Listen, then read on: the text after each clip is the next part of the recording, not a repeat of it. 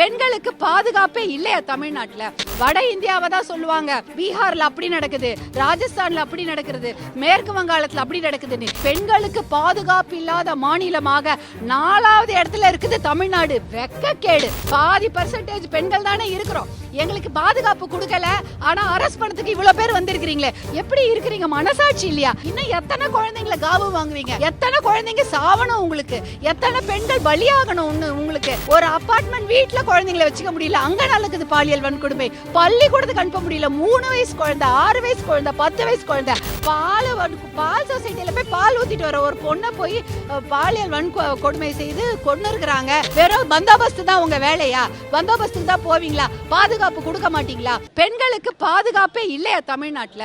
தமிழ்நாட்டில பொறுத்த வரைக்கும் இன்னைக்கு அதிகப்படியான பெண்களுக்கு எதிரான நடத்தப்படும் பாலியல் வன்கொடுமைகள் அதிகமாகி இருக்குது. 2021 இருந்து 2023 2 வருடங்களில் 2 மடங்கு அதிகரித்து இருக்கிறது. இன்னைக்கு 5000 பேர் மேல 5000த்துக்கும் அதிகமான பெண் குழந்தைகள் பாலியல் வன்கொடுமைக்கு ஆளாக்கப்பட்டிருக்கிறாங்க. அப்படின்னா 11% அதிகமா இருக்குன்னு சொல்றாங்க. அப்படின்னா ஒரு மாநிலம் என்றால் அது பெண்களுக்கு பாதுகாப்பான மாநிலமாக இருக்க வேண்டும். ஒரு தமிழ்நாடு அப்படிப்பட்ட ஒரு நல்ல மாநிலமாக தான் இருந்தது. இன்னைக்கு என்ன சீர்குலைஞ்சு போயிருக்குது? ஏன் டபுள் மடங்கு 2 மடங்காக அதிகரித்து இருக்கிறது?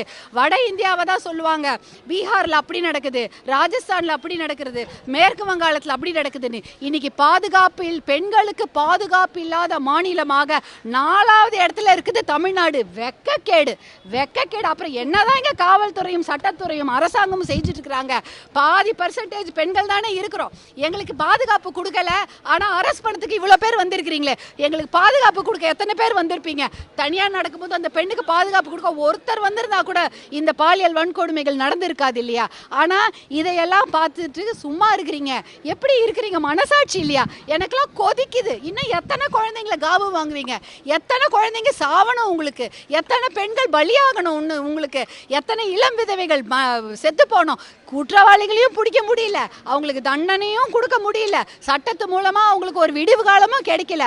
அப்ப என்னதான் இங்க நடக்குது? இதை பார்க்கறதுக்கு மனசாட்சின்னு ஒண்ணு இருக்கா? கொதிக்கலையா? வயிற்றுச்சலா இருக்குது. குழந்தைங்களை வெளில அனுப்ப முடியல, ஒரு அபார்ட்மெண்ட் வீட்டுல குழந்தைங்களை வச்சுக்க முடியல, அங்க நடக்குது பாலியல் வன்கொடுமை. பள்ளிக்கூடத்துக்கு அனுப்ப முடியல. 3 வயசு குழந்தை, 6 வயசு குழந்தை, 10 வயசு குழந்தை. படிச்சுட்டு காலேஜ் வந்தா அப்பயாவது நிம்மதியா இருக்குமா? அங்கேயும் 15 வயசு, 16 வயசு, 18 வயசு, 19 வயசு கல்லூரி மாணவி எல்லாருக்கும் பாலியல் வன்கொடுமை நடந்துன்னு இருந்தா அப்ப இந்த நாட்டுல பெண்கள் வாழதான் இல்லையா? எங்களெல்லாம் பார்த்தா மனசாட்சியே இல்லையா? உங்களுக்கு காப்பாற்றணும்னு தோணலையா? எங்களுக்கெல்லாம் பதைக்குது. எங்க குழந்தைங்க எப்படி நாங்க வெளில அனுப்புறது? எப்படி அனுப்புவோம்? உங்களுக்கு மட்டும் இல்ல, எல்லாருக்கும் தான் குழந்தைங்க இருக்கு. உங்களுக்கும் பெண் குழந்தைங்க இருக்கு, எனக்கும் பெண் குழந்தைங்க இருக்கு, இந்த நம்ம சுத்தி இருக்கிற எல்லாருக்கும் பெண் குழந்தைங்க இருக்கு. எப்படி அவங்கள படிக்க அனுப்புறது? ஹாஸ்டலுக்கு அனுப்ப முடியுமா? வேலைக்கு அனுப்ப முடியுமா? பால் சொசைட்டில போய் பால் ஊத்திட்டு வர ஒரு பொண்ணை போய் பாலியல் வன்கொடுமை செய்து கொண்டு இருக்கிறாங்க. அதை கண்டுபிடிக்க முடியலையா? அதுவும் திம்மாவரம் பெரிய 10 லட்சம் பேர் இருக்கிற ஊராது. அதுல புதுசா யார் வந்தாலும் கண்டுபிடிச்சிருக்கலாம். புதுசா யாரா வந்தா கூட அந்த ஊர்ல தெரிஞ்சிருக்கும். இல்ல ஏற்கனவே இருந்த ஆளா இருந்தாலும் எப்படியாவது தெரிஞ்சிருக்கும். ஒரு வாரமாச்சு குற்றவாளிகளை கண்டுபிடிக்கிறதுக்கு யாருக்கும் மனசே இல்லையா? ஏன் இந்த மாதிரி பண்றாங்க?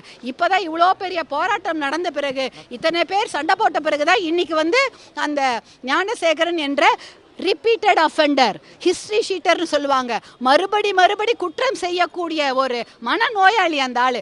அவனுக்கு இவ்வளோ நாள் விட்டு வச்சிருந்தீங்க. இன்னைக்கு தான் இந்த போராட்டம்லாம் நடந்த பாட்டாளி மக்கள் கட்சியின் போராட்டங்கள்லாம் தொடர்ந்து நடந்தப்புறம் தான் இவங்களுக்கு தோணுதா அவங்க மேல குண்டாஸ் போடணும்னு. 1 வருஷம் கழிச்சு விட்டுடுவீங்களா? அவனுக்கு தண்டனை கொடுக்க மாட்டீங்களா? சிறப்பு போக்சோ நீதிமன்றங்கள் ஏன் கொண்டு வரல? 300 பாலியல் வழக்குகள் இருந்தாலே அங்க சிறப்பு போக்சோ நீதிமன்றம் இருக்கணும்னு சொல்றாங்க. இங்க ஒரு போக்சோ நீதிமன்றத்துக்கே வழி இல்லை. 300க்கு மேல இருந்தா 2 போக்சோ நீதிமன்றம் இருக்கணும்ங்கறாங்க. அதுக்கு ஒரு போக்சோக்கே இங்க வழி இல்ல. போக்சோ நீதிமன்றத்துக்கு வழி இல்ல. மகளிர் நீதிமன்றங்கள்லாம் இருக்குது, மகளிர் காவல் நிலையங்கள்லாம் இருக்குது. எல்லாத்தையும் கொண்டு போய் ஒரு டிஜிபி கீழே கொண்டு வந்தீங்க. இருந்தாலும் காவல்துறையால் இந்த பாலியல் வன்கொடுமையை கட்டுப்படுத்த முடியலையே, அதை அடக்க முடியலையே. அப்ப என்னதான் பண்ணிட்டு இருக்கீங்க? வெறும் பந்தோபஸ்து தான் உங்க வேலையா? பந்தோபஸ்துக்கு தான் போவீங்களா? பாதுகாப்பு கொடுக்க மாட்டீங்களா? அரசு சட்டம் ரொம்ப கடுமையாக இருக்க வேண்டும். ஏன்னா இதுக்கெல்லாம் காரணம் மதுவும் போதையும் தான். தெருக்கு தெரு மதுக்கடை, பள்ளிக்கூடம், சின்ன குழந்தைங்களுக்கு கூட கஞ்சா அப்படின்னு எல்லாம் ஈஸியா கிடைக்குது. இதெல்லாம் கட்டுப்படுத்தினாலே இந்த பாலியல் வன்கொடுமைக்கு இந்த கொடுமை நிற்கும். ஆனா அதெல்லாம் கட்டுப்படுத்துறதுக்கு யாருக்குமே மனசே வராது. ஏன்னா இதில் எல்லாரும் ஒன்றா இருக்கிறாங்க. இதை கட்டுப்படுத்துறதுக்கு மனசு இல்லாமல் இந்த பாலியல் வன்கொடுமையை தொடர்ந்து அதிகரித்து கொண்டிருக்கிறது. தமிழ்நாடு வாழ தகுந்த மாநிலமாக எண்ணிக்கை போய்கொண்டே இருக்கிறது. இதுக்கெல்லாம் ஒரு முடிவு கட்டணும். எல்லாரும் மனசு வைக்கணும், ஒன்றா சேரணும். கண்டிப்பாக பெண்களுக்காக எல்லாரும் ஒன்றா குரல் கொடுக்கணும். இன்னைக்கு நீங்கள் எல்லாரும் ஒன்றா வந்திருக்கீங்க. உங்கள் எல்லாருக்கும் என்னுடைய நன்றியை தெரிவிச்சுக்கிறேன். இதோட இந்த போராட்டம் ஓயாது. இதுக்கெல்லாம் நீதி கிடைக்கிற வரைக்கும், இந்த கொடுமைகள் அது குறையிற வரைக்கும் நாங்கள் போராடி கொண்டு தான் இருப்போம் என்று கூறிக்கொள்கிறேன்.